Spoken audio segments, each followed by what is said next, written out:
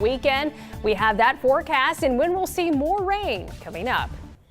And we're at the start of a new month. We take a look at our spring countdown as well as talk about typical weather we'll see in March. Plus, we travel across the country to places where some wild weather is taking place this weekend. WBRC Fox 6 News. First Alert Weather Extra starts now. Welcome into First Alert Weather Extra on this Friday evening. I'm meteorologist Lauren Linehan, joined by everyone's favorite meteorologist JP Dice. Thanks for being here, JP. Good to be here on this soggy and chilly Friday. I tell you what, it's been a little bit messy out there certainly today, but some improvements on the way for the weekend before it gets soggy and messy again. Right. You a rain fan, or you ready for some dry weather? If I can take a nap, I love the rain. That's the problem. I have not been able to take a nap today. That's what we were talking about in the studio. So perhaps tomorrow we can get out and have some outdoor activities as things start to dry out a little bit. That would be very nice. And maybe you can take a nap over the weekend. It's not going to be as wet this weekend, though. Let's take a look right now at just how much rain we got today, JP. It was definitely a soaker. We've been talking about how this system honestly really overperformed. You can see temperatures right now have been in the upper 40s and low 50s. But looking at how much rain we've gotten over the past 24 hours, this system, man, it really packed a punch with some heavy rainfall along that Highway 278 corridor, at least near it. Check it out, all the way from Lamar County up into areas like Fayette County, Walker County, stretching all the way almost to the Alabama-Georgia state line. This swath of rain that developed that produced almost 4.5 inches of rain in some spots. And then the rest of us, not quite those high totals, some higher totals with about 2 inches of rain south of I-2059, but generally just a very impressive system in terms of all of that rainfall that we saw. So as we go into tonight, we have been seeing a little bit of lingering rain areas south and east. I think we could still see a few light rain showers this evening, widely scattered though behind that main batch of rain. One thing you may notice this evening, even though it's cool outside, it's not going to be quite as chilly as it was this morning. We're already beginning to see the signs of that warming trend taking place because we had all of that heavy rain this morning that kept us in the 40s, but now beginning to see some very minor improvements. So here is the system that is moving along the Gulf Coast that's been spreading all of this moisture areas northward.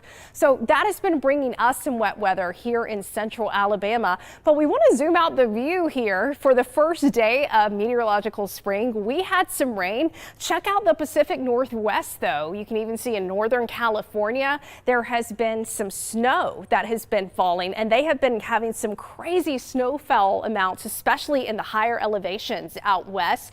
We're talking in some areas 10 to 20 inches of snow within a 6-hour period. So this is just very unusual for this area. Of course, at the higher elevations in California, you can get some decent snow, but this system as well overperformed there. But hey, for us, as we go into the evening, we'll continue to see the rain in our neck of the woods moving out and basically making its way up the East Coast. So our general trend is drying out. I got to tell you though, for your Friday evening plans, still pretty gloomy out there, pretty cloudy, but looking forward to some improvements this weekend. Well, as we mentioned earlier, it's the start of the new month, and that also means we're getting closer to the first day of actual astronomical spring. Meteorologist Matt Daniel and Mickey Ferguson join us now with more. Happy meteorological spring! Yeah, it doesn't feel like it. It doesn't, does it? It's just gross today. It's still a little chilly. Yeah, it's still a little chilly. So it's not the vernal equinox, but if you're kind of a March, April, May, that's spring. June, July, August is summer, and so forth and so on. Every 3 months. Hey, do you participate in spring? The March 100%. All right. Yeah. Good. So we're marching into spring. See what I did there? All right, let's talk about it. We got a countdown for you. 9 days away, technically almost 8 now that the day's almost over with for daylight saving time. So that's what, not this weekend, but next weekend, right? That's right. And then St. Patty's Day, I have to think of an Irish Spring commercial to get a get an Irish accent. Yeah. But I like it too. There you go. And then spring, the vernal equinox, if you want to get all... The real spring. Yeah.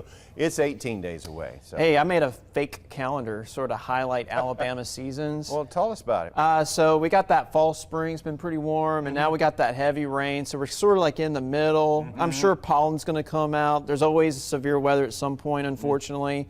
There's always a late freeze. You get the idea. So we're just starting this calendar out. It's Alabama. We're used to the extremes. We never know what season is. The other day it was winter and then it was spring, or vice versa, whatever. Yeah, in a 24-hour period. Yeah. So let's talk about, as we're springing forward, our sunset times. Of course, today was at 5:44, but look what happens after we spring forward with daylight saving time beginning. April 1st, 7:08 is our sunset. No fool. Okay. No jokes. And May 1st at 7:30. So how about that? The day's getting a little bit longer. Yeah, check out these sunrise times. Of course, since we're springing forward, our sunrises are going to end up a little bit later, but then as we get closer to summer, we get more daylight. So check out May 1st before 6 a.m. So we're on good day. We're going to be showing some sunshine at like 5:30, 5:45. How about that? I like it.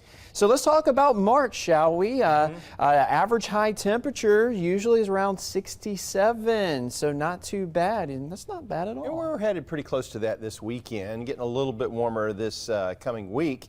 But average low temperatures are typically at 45 degrees, and those lows have just kind of been all over the place lately. Yeah, and you know, typically we'll see some 30s or some near freezing temperatures even as late as late March into April. So it wouldn't surprise me if we see anything like that over the next 4 to 5 weeks. But look at the rain for March, and you know, today's been really wet. Next week looks really wet. So it's kind of making sense that March is typically our wettest month of the year. And we kind of caught up on our rainfall in February, so we're doing pretty good. I think we're completely out of a drought now. We've got to be. I mean, yeah, we've got to be. Especially after today. So that's a recap of March, what we usually see, and we'll see what happens going in the next 4 weeks. Happy meteorological spring. It's hard to say meteorological sometimes. But it's fun.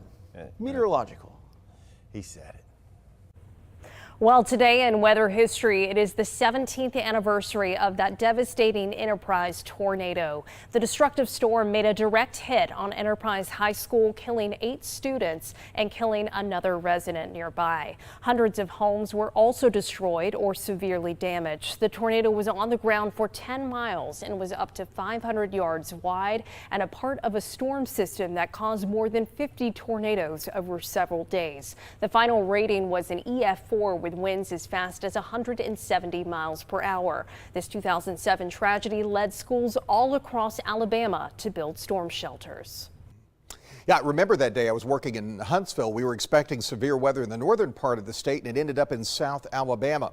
As many of you are preparing for spring break, since we're on that theme, and you're planning to go to the beach, lifeguards are on the coast. They're warning you about the dangers of rip currents. Rip currents are powerful, narrow channels of fast-moving water, and it gets easy to get stuck inside those currents. Last year, lifeguards in Gulf Shores performed nearly 250 water rescues, which was up 60% from 2022. Most of those were due to swimmers being caught in rip currents. One lifeguard shows us a rip current simulator to explain how this all happens. That break in the sandbar is essentially where the rip current's going to be. So I'll show you something. Say you want to enter the beach into the surf zone. That's where a lot of people think is the most dangerous area, but you're not getting sucked out right there. Same on this side. All right. But if you were to enter where a lot of people, see as the calmest area and think is the safest spot, that's actually where the rip current's going to be, and it's going to suck you right out. Caught in a rip current, stay calm and swim parallel to the beach. You can also text the free Alabama Beaches app to get to 888-777 to get more beach safety tips before you head to the sand. Surprisingly, I've noticed many times there on the Gulf Coast, you'll see the red flags out and people still in the water. So pay attention to those red flags when you are along the coast. In 30 seconds, we'll take a check on radar and take you around the country to some extreme weather happening this weekend. We'll be right back.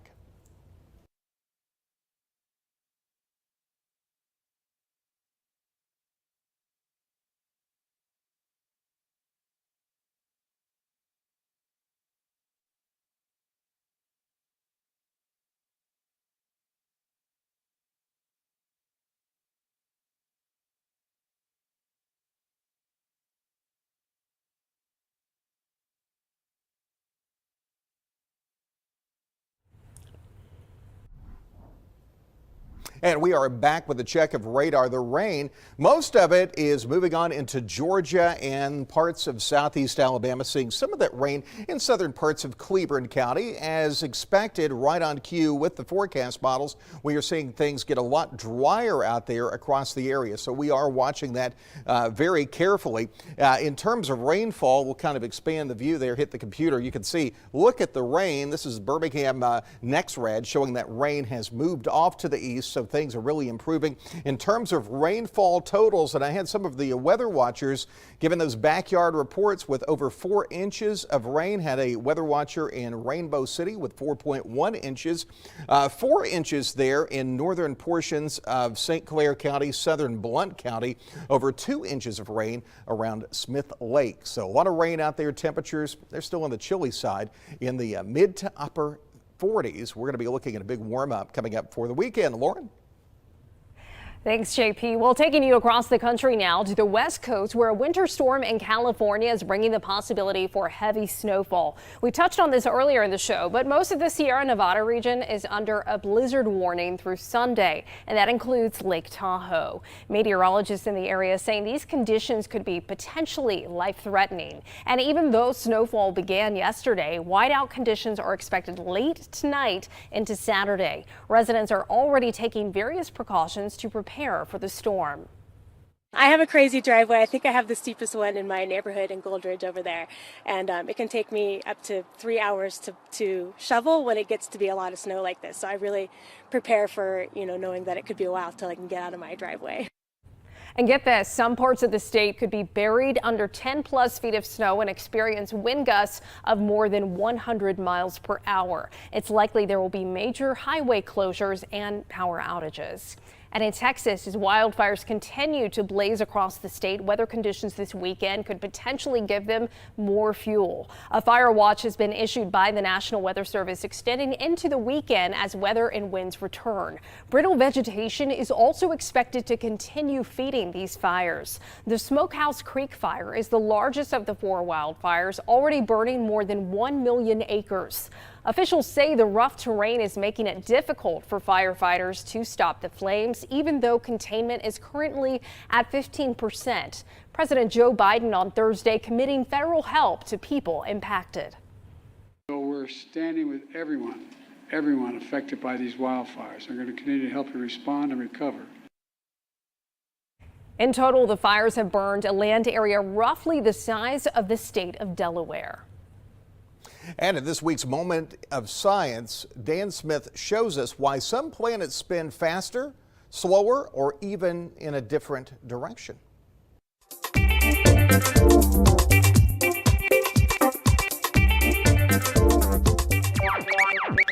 Humanity has spent thousands of years understanding billions of years of universal history. Here's a dizzying look at why the cosmos spin the way they do. For the why behind this rotation contemplation, we're going back to the days of German astronomer Johann Kepler. He's the guy who figured out that planets don't orbit the sun in perfect circles, but rather ellipses. Those oval shapes mean that planets speed up as they approach the sun's gravitational pull and slow down at their farthest points, but that doesn't explain the rotation of the planets themselves. When the solar system formed, every single particle of that huge cloud of gas and dust had their own little direction.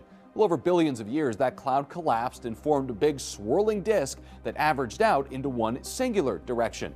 That's our old friend angular momentum at play, and as planets condensed and formed, they sort of took part of that momentum with them. The gas giants of Jupiter, Saturn, Uranus, and Neptune have the lion's share and spin faster on their axes as a result. Now we know Earth takes 24 hours to rotate relative to the sun and 4 minutes shy of that relative to the stars.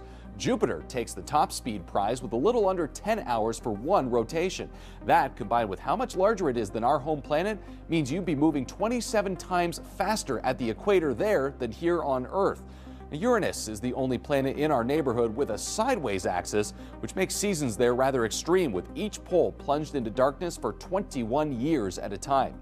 Venus is an odd one for how slow it moves. In fact, at 243 days, it takes longer for the planet to rotate than it does to revolve around the sun. It also has a kindred spirit in Uranus for rotating in the opposite direction from the other planets. But some scholars believe those two have been spinning in the same direction as the rest this entire time, but flipped on their axis some time ago. Others think they simply reversed course. That change could have come from a giant collision from another body to send it the other way, as is the leading theory for how our moon was formed. Though over time, the moon has become tidally locked in place, with only one side facing us Earthlings. You add it all up and there's not much consistency. One planet spins nearly 600 times faster than another, 2 of them spin backwards compared to the rest, and 1 of them is on its side. They all pale in comparison to a neutron star, though, like this one, which spins 716 times a second. Kind of makes you glad Earth isn't trying to actively throw us out into space, at least for now. For this week's Moment of Science, I'm Dan Smith. Yeah, pretty interesting there. Still ahead, we continue to talk about the warm-up for the weekend, as well as the chance for storms at the beginning of the work week. Just keep it right here. There is more of First Alert Weather Extra still to come.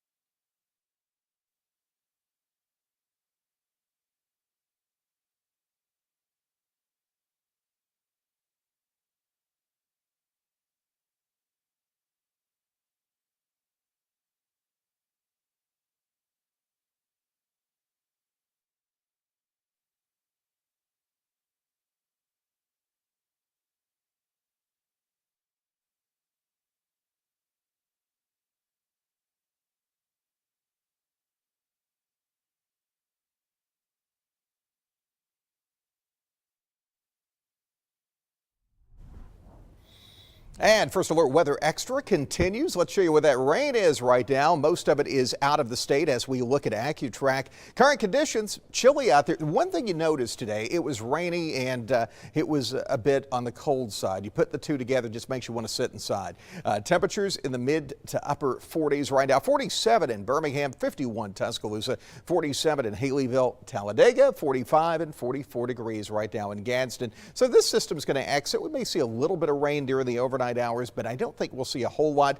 Tomorrow we will start off with a cloudy setup, but by the afternoon it is going to improve and we'll see a little sunshine kind of peeking through those clouds. 47 degrees right now. That is the current temperature at the Birmingham Shuttlesworth International Airport. Tomorrow morning we wake up to temperatures in the upper 40s and lower 50s, decreasing rain chances over the next several days. Some clearing in that forecast coming up on Saturday and a wet setup for Tuesday. In fact, on Tuesday Wednesday, I think we'll end up with some thunderstorms. At this point, it does not look like a severe weather in the forecast. In terms of clearing out there, this is a look at the next 24 hours. Tomorrow morning, waking up to cloudy skies, perhaps a few sprinkles right on through maybe 4 or 5 o'clock in the morning. Clouds hold on during the morning by noon, breaking up a little bit west of Interstate 65, and it is going to look better during the afternoon. So about half the day, maybe even 3/4 of the day, we are going to be holding on to clouds with clearing during the afternoon and a little bit more sunshine as we make our way into Sunday. Next big thing, more rain in that forecast. So Monday afternoon, wet weather moving in, gets a little soggy out there for Monday night. And then on Tuesday, I think you'll see rain in the morning. I think you'll see it in the afternoon. Tuesday appears to be, based on the model data, the wettest day next week. So a first alert for that. I'm not seeing signs of severe weather with that particular setup, but we'll keep our eye on it. Weekend forecast, 10% chance of rain tomorrow, 67 degrees. We zip on up to 73 on Sunday. And here's a look at our extended outlook. As I mentioned, Tuesday is the wettest day on that 7-day forecast, but we will continue to see some wet weather right on through the rest of the week. Temperatures, though, fairly warm. 73 Sunday, as I mentioned, 74 on Monday for the high, with morning lows in the 50s. That's the latest in your forecast. Updates on our First Alert weather app. Lauren? Hey, JP. Well, if you're tuning in tonight and thinking, hey, what JP and Lauren do with Wes and Tania? Well, we sent them up to Huntsville. This weekend is the annual Barron Weather Conference. Barron is one of the weather systems we use here in the First Alert Weather Center, and the company is known for its exemplary severe weather skills. Our chief meteorologist, Wes Wyatt, and Tania Michelle are there to learn more about the programs they use to bring the most accurate forecast to you. While there, they were able to catch up with Ben Luna, who is the owner and managing meteorologist for Tennessee Valley Weather. He spoke with them about the importance of presenting accurate weather information to the public through his platform. You know, to us, it's all about community. It's all about going to the hyper-local model of being able to reach out to small areas that, in my opinion, deserve just as great a coverage as a large metropolitan area. Because, hey, those are people there too. They have the same weather anxieties as folks in big cities. And to really communicate on a one-to-one scale, here's what the weather is from sunny days to stormy days. And you can visit that weather tool through his website, TennesseeValley.com. And of course, always download that First Alert weather app. We'll have a final look at your forecast right after the break.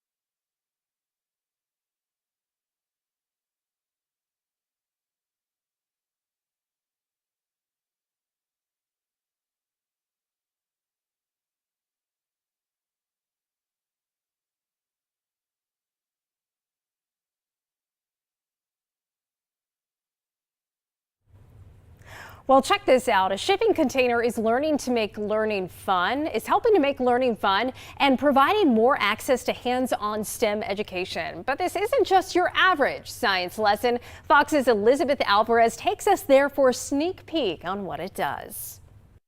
It's a shipping container turned into a mobile science lab, and it is on a tour of the U.S., making several stops here in San Diego. Today, students at Wegeforth Elementary are checking it out. It's called the Curiosity Cube. It's 22 by 10 feet. Again, not just your average shipping container. It's been retrofitted. Students are using modular electronics, digital microscopes, and other scientific tools to learn about sustainability. We're talking to them about the life cycle of a t-shirt and the things that we do in our everyday lives that can maybe be made a little bit more sustainable. This is so important that we give these types of hands-on science opportunities to students everywhere. We especially try to reach Title I schools, schools that maybe wouldn't have these opportunities otherwise. Millipore Sigma is located here in the Carlsbad area as well as Temecula. We have a wonderful group of employees who are out here donating their time today. We have everyone from engineers, scientists, project managers. The Curiosity Cube will be open to the public this Saturday. It will be at Snapdragon Stadium from 11 to 5 p.m. during the San Diego Festival of Science and Engineering. This is the 6th year that this mobile science lab goes on tour. In Serra Mesa, I'm Elizabeth Alvarez. Back to you. And JP, let's get a final check on that forecast. I know it was dreary today. How are we looking for the weekend? Not bad at all. 10% chance of rain tomorrow, 20% on Sunday. We will have a little sunshine over the weekend. Don't count on seeing it early tomorrow morning. It's going to be cloudy out there. Definitely not. But you can count on seeing JP tonight on I'll First be and here. 9. Wet next week. That was quick. So